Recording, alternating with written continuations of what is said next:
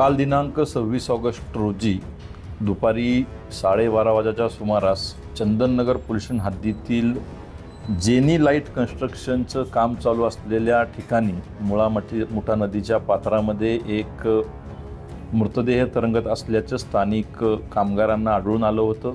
त्यावरून त्यांनी पोलीस स्टेशनला खबर दिली होती। स्थानिक पोलीस अधिकाऱ्यांनी जाऊन त्या ठिकाणी पाहणी केली असता एक मृतदेह पाण्यातून बाहेर काढून पाहिला तर एक स्त्री जातीचा मृतदेह आढळून आलेला आहे, ज्याला शिर आणि हातपाय नसलेल्या अवस्थेमध्ये विवस्त्र असा तो मृतदेह होता।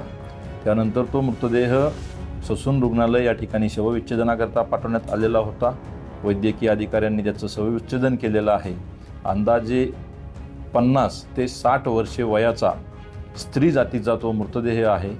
त्याच्यावरून पोलीस स्टेशन चंदननगर या ठिकाणी अपराध क्रमांक 445/14 भारतीय न्याय संहिता कलम 103/238 प्रमाणे दाखल करण्यात आलेला आहे।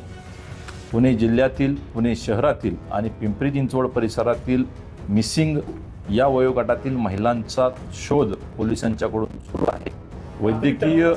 वैद्यकीय अधिकाऱ्यांच्याकडून जी माहिती मिळालेली आहे त्याप्रमाणे साधारणतः मृतदेह मिळण्यापूर्वी 1 ते 2 दिवसापूर्वी त्याचा मृत्यू झाला असेल, एवढीच माहिती प्राप्त झालेली आहे।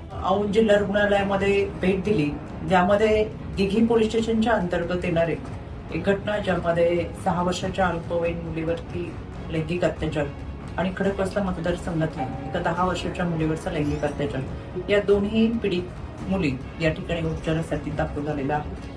त्यांच्याशी संवाद साधला। आमच्या जिमोबा आणि बालकल्याण समितीच्या माध्यमातून त्यांचं काउन्सिलिंग चालू आहे। त्यांची तब्येत चांगली आहे। यामध्ये रिपोर्ट सादर करण्यात आलेले आहे। या दोन्ही घटनेतल्या आरोपींना अटक करण्यात आलेली आहे। पोक्सो अंतर्गत गुन्हा दाखल झालेला आहे। यामध्ये आरोपीला शिक्षा होईल आणि त्यांच्यावरती कडक कारवाई होईल, याच्यासाठी राज्य महिला आयोग पाठपुरावा करेल। त्याचबरोबर दुसरी घडलेली घटना म्हणजे चंदननगर पोलीस स्टेशनच्या अंतर्गत आले असलेल्या यामध्ये एक मृतदेह, ज्याच्यामध्ये धड, हात आणि पाय नसलेला मृतदेह नदीपात्रामध्ये पोलिसांना सापडलेला आहे। यामध्ये PI चव्हाण यांच्याशी मी संपर्क साधला। यामध्ये PM रिपोर्टमध्ये ही व्यक्ती 35 ते 40 वयोगटातली आहे, ते प्रथमदर्शनी समोर आलंय। मिसिंग केसेस शोधण्याचं काम चालू आहे, नातेवाईकांशी संपर्क करण्याचं काम चालू आहे, पण अजून कोणतेही तपासाचे धागेदोरे सापडत नाहीयेत। जलद गतीने तपास करू आणि याच्यामध्ये जे कोणी असतील त्यांच्यावरती कारवाई केली जाईल। पण अनोळखी व्यक्तीवरती 302 कलम अंतर्गत गुन्हा दाखल करण्यात आलेला आहे। राज्य महिला आयोगाच्या वतीने याचा देखील पाठपुरावा करतोय। एकंदरीत वाढत असलेल्या घटना आणि या घटनेचा तपास करत असताना खऱ्या अर्थानं समाजामध्ये जनजागृती वाढवण्याचं काम सुरू आहे। यामध्ये मला आवर्जून उल्लेख करावासा वाटतो तो म्हणजे औंध जिल्हा रुग्णालयामध्ये child friendly one stop centre सुरू करण्यात आले, जे महाराष्ट्रातलं पहिलं वन स्टॉप सेंटर हे चाइल्डसाठी आहे।